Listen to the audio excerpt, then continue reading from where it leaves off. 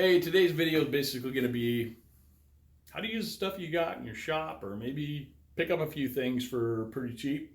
I mean, like for under like $60 and make some bullets. I'm not talking about little bullets. I'm talking about, you know, big bullets. You know what I'm saying? Like, holy crap, bullets. Some of you guys have seen 12 gauge from Hal out there, and there's guys who are doing some all kinds of crazy junk, but I'm just going to keep it simple as possible. Look at the idea of how do I make my own slug? Well, you can get, a lead pot melting deal and a bunch of freaking dyes or, molds and make your own lead stuff. Well, that's great, but the consistency isn't really there. So how do you get your consistency down to where all of your projectiles weigh the same? All of them are basically the same design, and all of them almost go through the same hole. That's what a guy is looking at, and then keeping the cost down. I can make a 464 grain bullet for about 80 cents, which is pretty cheap for that big of a bullet. Now, the idea I came across was this. Hornady makes this muzzleloader bullet. It's 50 caliber, and it's a full bore. It's a FPB, and the back of this bullet is hollow. You see this? It's full bore. That means that there's no sabot or anything. That goes right into the rifling. The nice thing about that is when the charge goes off, it expands that back little cup there. It makes it easier for going in too, because it'll kind of compress that little cup to get into the rifling. But when it expands that cup, it gets right into the rifling nice and tight, and you got a real accurate projectile. 300 grains, no problem. The problem is they're almost $2 a piece. Okay, great. Not cracking a Hornady, those are good bullets, man. I've used them. I still use them in my muzzleloader. That's why I own those right there, as well as some others. So, getting right to it, I'm going to stop right here and make a big warning. Big warning. What I'm going to show you here, you do not do in a smoothbore shotgun. If you do this in a smoothbore shotgun, it's going to come two-part. That means more than one. Two parts. Many parts. It's going to frag on you. It's going to blow up. You're going to be looking for a little claw thing or whatever. It's going to cost you some money, maybe a tailgate or whatever. If you're shooting over the hood of your truck, you're going to be fixing some plumbing. Anyway, so, there's a couple different bullet manufacturers out there that make full bore. What I mean by full bore is this. A full bore shotgun. Let's talk about a rifled shotgun. I live in a firearms restricted area here. We can only have with archery, muzzleloader, handguns, shotgun. We can't use centerfire 30-30 or something like that. Even a Thompson center handgun can't even use that, even if it was 41 caliber or whatever. And there's provisions, there's things there too. I mean, you can't use under a 40 caliber gun either, which is really crazy, but 357 will do a really good job on a deer. So, a lot of different bullet manufacturers out there. Stuff's kind of spendy. I mean, we're talking about full bore 12 gauge slug or bullet. I'm going to say bullet. Try to get away from the idea of slug, because a slug is something to me that's shot out of a wad. You take a smoothbore shotgun, it's got a 65 caliber slug in it, 66 caliber slug inside of a sabot that's going down a 68 to 69 caliber barrel smooth. When it comes out, some of those, those slugs have rifling in them, so they'll kind of catch the barrel or fly when they're okay. And I've had some that shot really good. I mean, some of them almost same hole at 50 yards, but most of them are all over the place. And that's in a smoothbore. You go to a rifled shotgun, which this is about rifled shotgun, not about smoothbore shotgun. Warning again, no smoothbore with this. Smoothbore 68, 69 caliber. A rifled shotgun is .729. So give or take a little bit. 729. So 73 to 68 is a whole hell of a lot of difference. You wouldn't shoot a 41 mag down a 357 barrel. Shit's gonna happen. All right, so here's where I'm gonna take you. What if you could take something as simple as some copper plumbing parts, like a cap, half-inch cap, Well, 1/2 inch cap on the inside is 5/8 of an inch. What, 0.63 something? And the outside is 0.700. It's 70 caliber. Right up front, you got something that's 70 caliber right here, okay? We're gonna take that today and stretch it out to 0.729. It's gonna be filled with lead. It's gonna have an open cup in the back. It's gonna be pointed at the tip, okay? This particular one was a hollow point that the lead came out of, nice and pretty. Or you can actually take this and drill it clean out with a drill bit.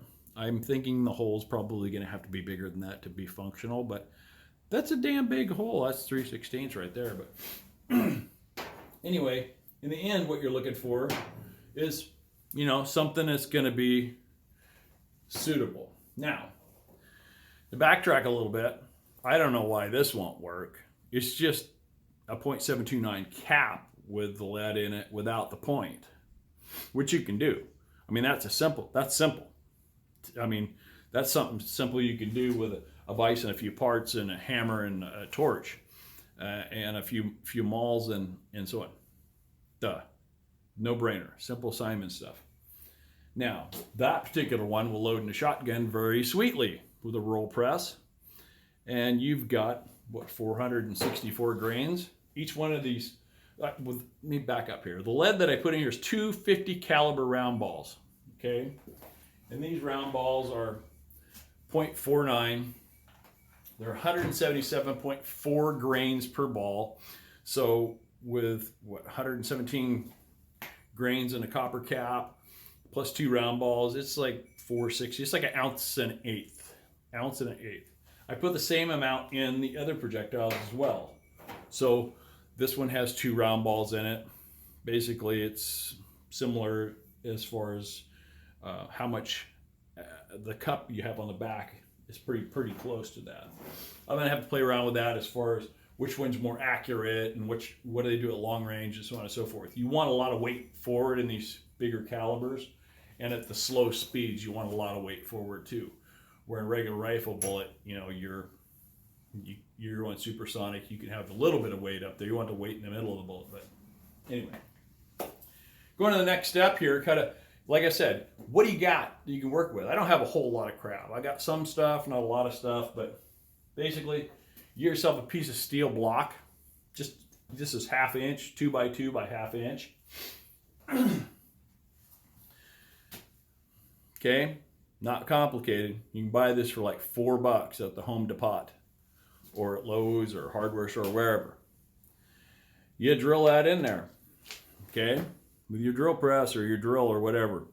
You essentially have made a mold, see here, which subsequently is exactly the same as the bullet, okay? We're going to talk about a few things here without getting into too complicated. These angles are the same, okay? These angles on the bullet and this are the same. They're also the same on a lot of the other tools that I have here. I bought a diamond wheel that goes on a drill, so you can chuck parts up, and I'll show you all this later. So here's the maul that I made for making the bullet. It's the same angle as the bullet, okay? And you can, you draw it on a piece of paper or whatever, get yourself a, there's a couple tools here, grab it real quick. You can get one of these angle chingaos or whatever and, do whatever you need to do. There's a few things that you just pick up for like cheap for a few dollars and put this together. Okay, so basically comes down to, and like I said, this isn't really rocket science. You can take your cup, it's annealed, okay? So I've already torched these things. Here, let me show you annealed right now, real quick. I'll anneal a few for you, just real quick. One of the first things you want to do is take your copper, take these 1/2 inch terminal cups, and anneal them. You want to get it like red hot. Nap gas works best.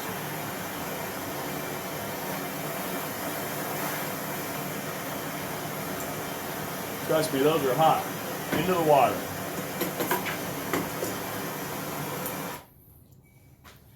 Get that done. That'll soften that copper up to where it's really, really easy to move around, malleable. Anyway, we're going to keep charging along here. I got a drill press. You don't necessarily have to have a drill press. You can use a hammer and a couple simple tools for this, or you can use regular hand drill too. You know, a cordless drill or corded drill if you want to. It's up to you. So now you get the 70 caliber cap. 70 caliber. How are we going to take 70 caliber and make it 73? Well, pretty easy. Give her a little shot of lube here. So you got some lube on this thing. This particular maul that I have up here is nothing more than a grade stake for making concrete. You know, you put along the forms. I cut a chunk of it off because it was like 3/4 of an inch or whatever. And I just simply ran it and took some sandpaper of different dimensions and sizes and coarsenesses and such and got it down to the taper that I wanted. I don't even have to run this thing. I'm using this thing like an arbor press.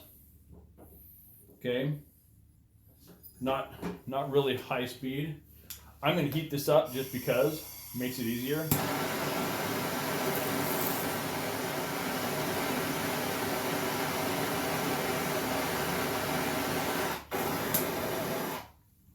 Okay, there's a lot of heating and cooling in this. I like to use it hot just because. And I'm just going to squeeze that down in there. Okay, not complicated. Now just take this. You don't have to worry about dinging it up.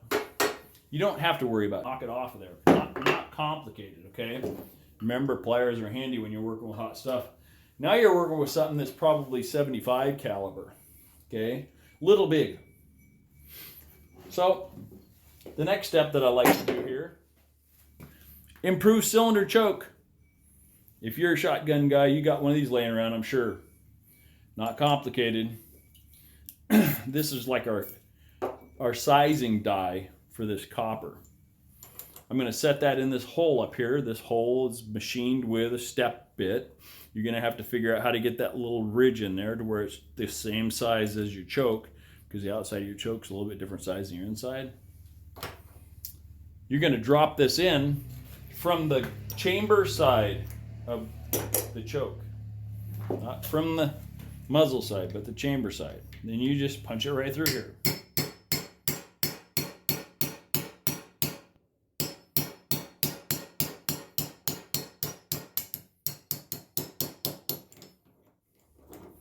If it doesn't fall all over the place here.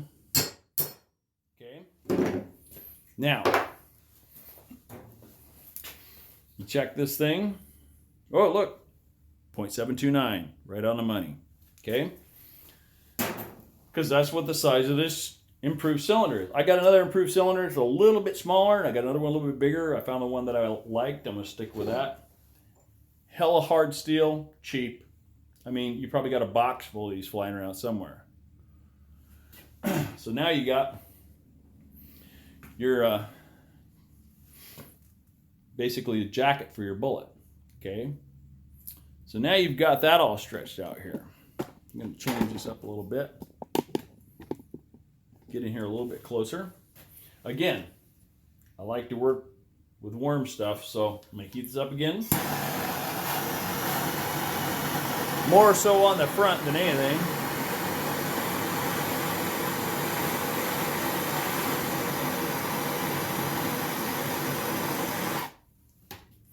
I'm going to set this in this little hole that I drilled with my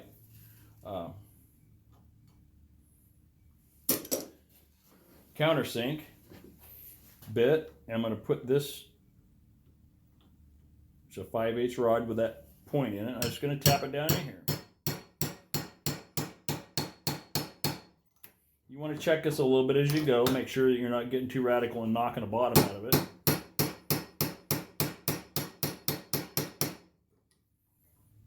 Okay. Done. That's simple. Let's cool this bad boy down a little bit now. Okay.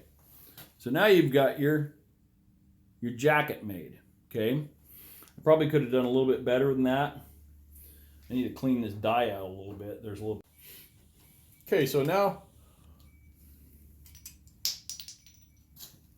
we don't do.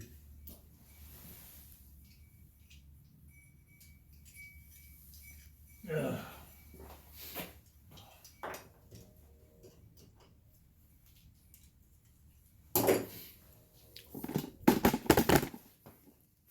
So now we got this bullet case.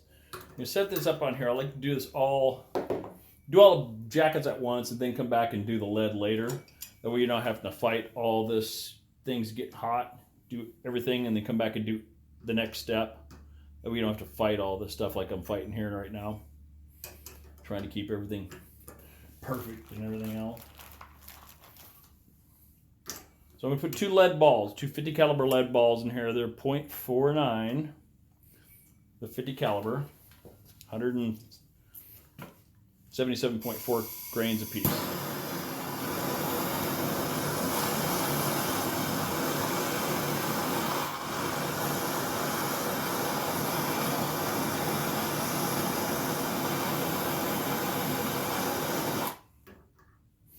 Trying to keep this thing level because you don't want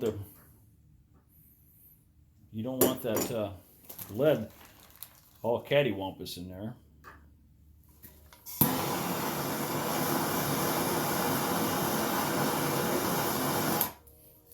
Okay. Now we're gonna get her leveled up real good here while she cools down. We'll let this frost up real quick. So the lead's in there cooling down right now.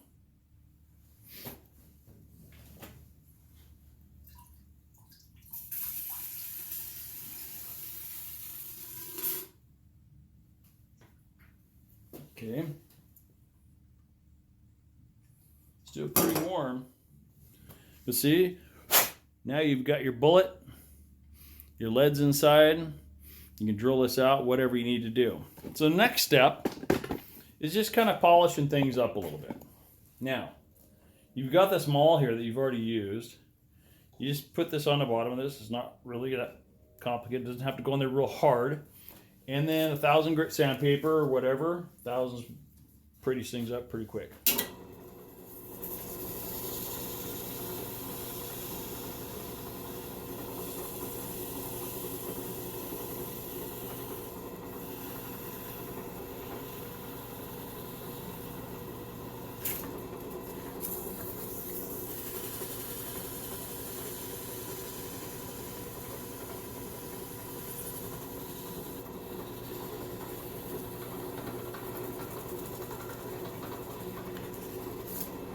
Okay.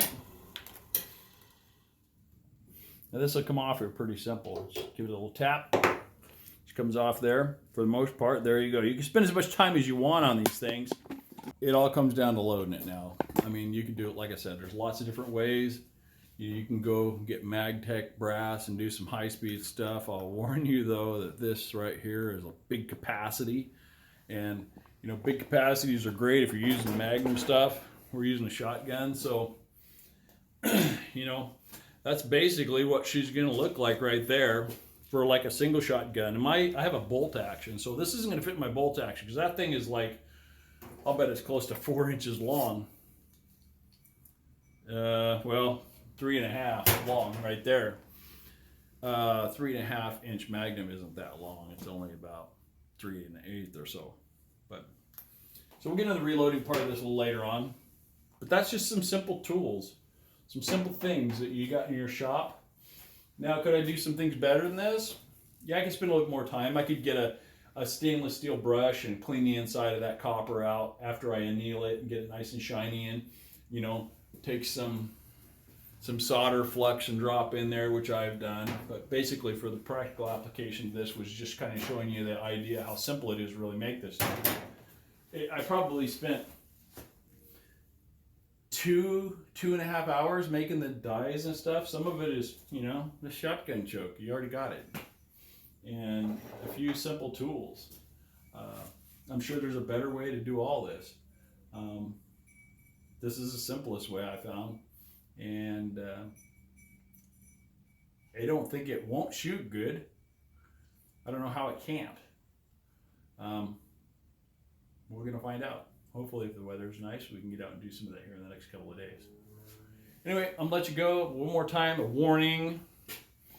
This is not for smoothbore shotgun. Your smoothbore shotgun is 68, 69 caliber. It is not 73 caliber, 7.29. A rifled shotgun is .729. There is a difference. And if you look on the back of the package on some of the slugs like Hornady, it'll say right in there, this is for a rifled shotgun. People shoot them, but I'll tell you what, you stop something in that barrel someplace and you got 10,000 PSI, got to go somewhere. Hopefully it goes out the end of the barrel. You don't want to go anywhere but that. So leave you with that warning. Like I said, this is not for a smoothbore. I can't reiterate that enough. Totally different thing. You wouldn't shoot a 41 Magnum out of a 357. Probably wouldn't fit in there anyway, but in this case it's, 11 gauge shell going in a 12 gauge shotgun. Things can happen, so be careful. This isn't a reloading video. This is simply an application of taking some BP and some lead and doing some things with it out here, and showing you kind of an idea of what was in my head and just let it out. But I think personally, my money's on this guy right here. Keep it simple. You know what I'm saying? Simple. I think that's going to be a 150-yard slug all day long, and I think it's going to shoot just fine. 464 grains.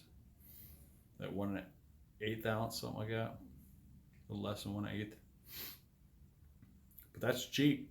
I mean, you're talking like, I don't know, maybe not even 80 cents to make that. Was it 42 cents for a cap and 2 round balls? I don't know how much round balls cost nowadays. I have no idea. 15 bucks for 100 of them, so 2 of those 50. So what, 1536, less than 80 cents. That's a pretty good deal. Anyway, we'll catch you on the next video, guys.